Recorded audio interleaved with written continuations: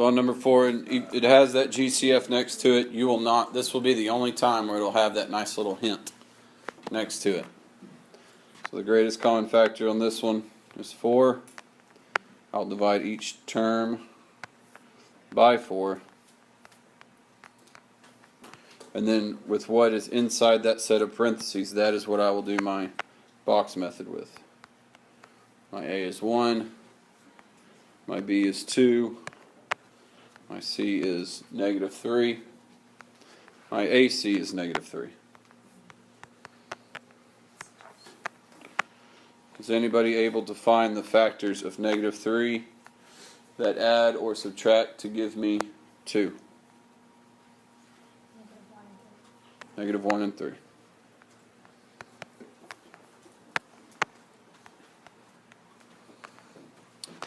So I'm going to fill in the box. We've got x squared in the top left, -3 in the bottom right. The two factors that I just found need to become coefficients of x, and they go in the remaining two boxes.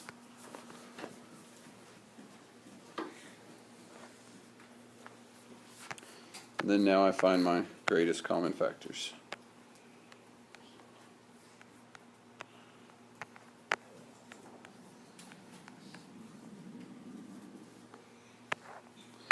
So I come over here to where I'm writing my answers. And on this one, is that my answer? So whenever I'm factoring, if I was to multiply these, which we did on that warm-up, the distribute, I did the FOIL. If I multiplied this together, would it give me this?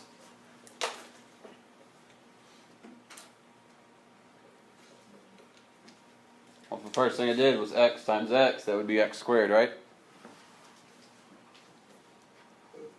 What else needs to be in my answer?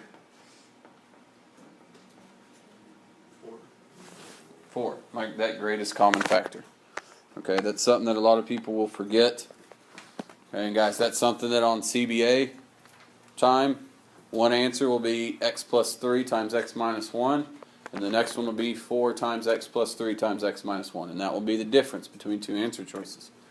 So make sure that you know the greatest common factor is a factor of the original problem, so it needs to be in the factored form. That's something that a lot of people will forget. Going to this right here, example 2. At the beginning, I told you about all the different situations we're going to talk about where A is 1, B is not equal to 1. Okay, so if I jump down here to 7, that would be a B not equal to 1. Then I also said that there's some where it says B equals 0, which means there is no B term, or C equals 0. There's no C term. And on factoring the difference of squares, this is a no B term. Okay. Now we're going to rewrite the rule on this.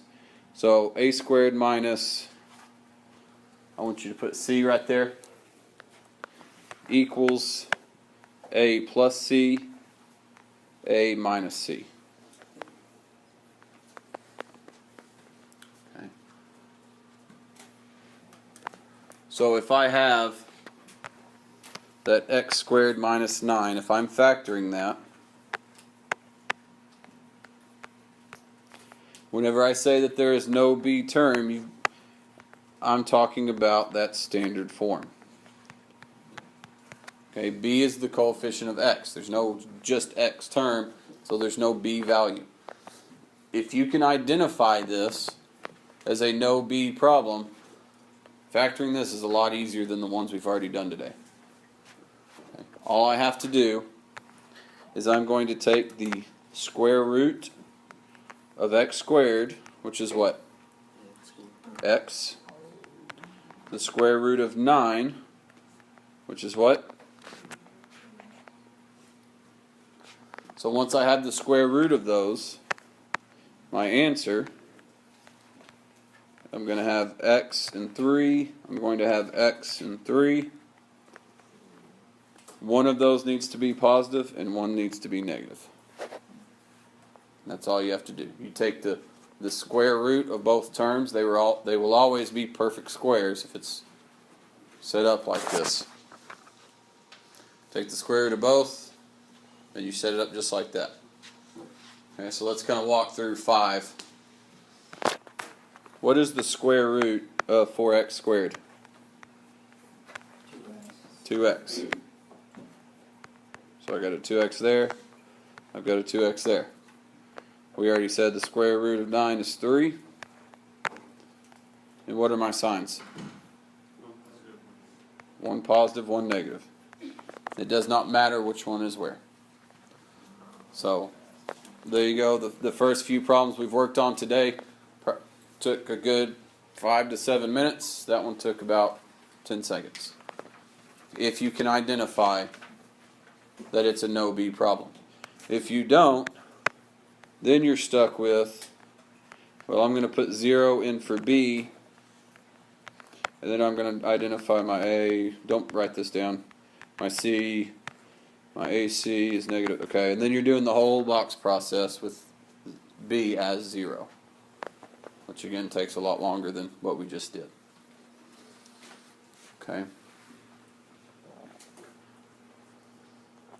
Let's go to where it says example 3. We'll go through this first one, then I'll have you do, we will do 7 and 8.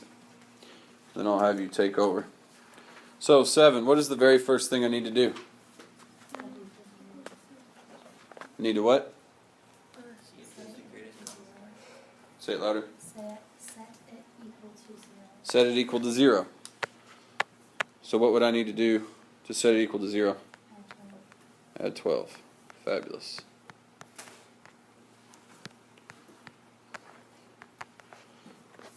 Does this look familiar to anybody? That problem right there.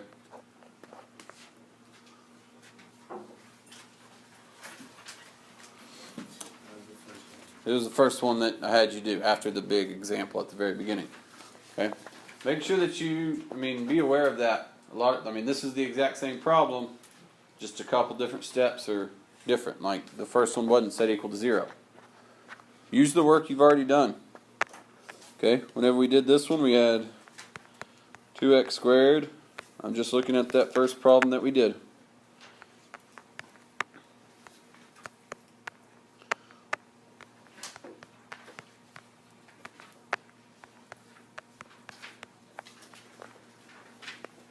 What does my answer need to look like on this one? X equals. Why? Because in the instructions, right after 7, it says to solve. So I would take 2x plus 3. I would set that equal to 0.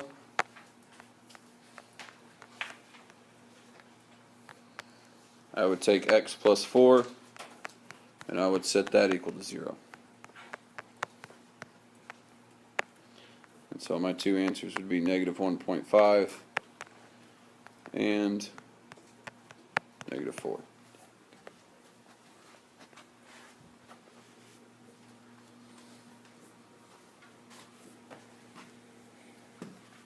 So now going to 8.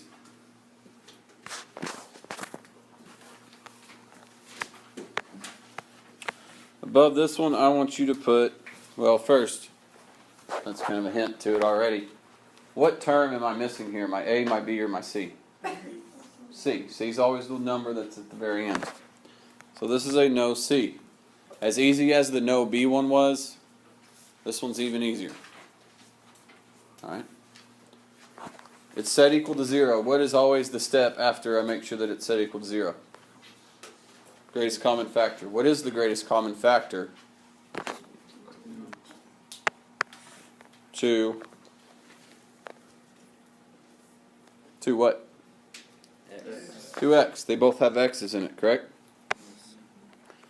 So I divide 2x squared by 2x. That's just going to leave me with x. I divide 10x by 2x, and that's going to leave me with 5. Now I haven't mentioned this yet, but whenever you're factoring, one of the main goals behind factoring is to get rid of all the exponents. If you've noticed, all the problems we started with has had x squared, and if we just factored, we end up with 2 binomials and it's just x, so there is no x squared. So if that's really the main goal behind factoring, is to get it where each factor just has x and there is no exponent, I'm done factoring. That's all you do. If there is a no C, if you can identify that and see it, the only thing you have to do is pull out the greatest common factor. Because if there is no C, you can at least pull out an X every time. A lot of times that will be the greatest factor, is just X. So now if I'm asked to solve this, I set each factor, and you need to see 2x as a factor, equal to 0. 0 divided by 2 is what? 0.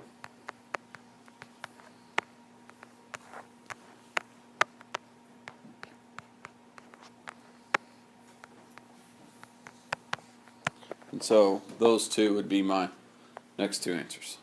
Number 8's really similar to the other question. Going to number 9. Number 9's kind of like number 7. Guys, we've already done this. Okay, don't redo all your work. There are a couple extra steps in this one you need to do though, so make sure you do it. Very similar to what we did on 7.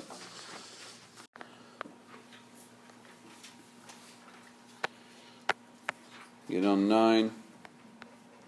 You need to make sure that it is equal to 0.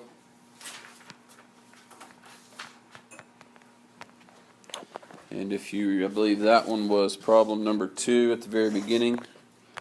If you refer back to it, we have already done that one.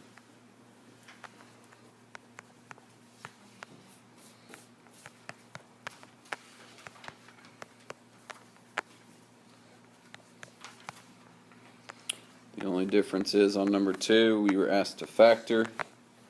On this one we were being asked to solve. So I would need to take each factor, set them equal to 0, and solve.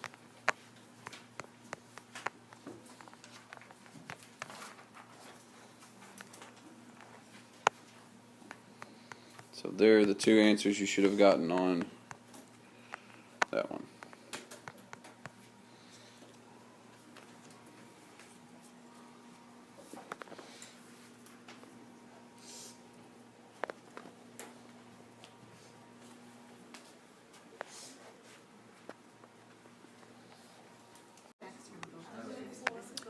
Okay, looking at number 11, you should be on this now. First thing I need to do is set it equal to 0. I identify that there is no x term, that means there is no b value. So I can do that shortcut and not have to go through the whole box process. The square root of 9x squared is 3x. The square root of 16 is 4. So my factored form is going to look like this.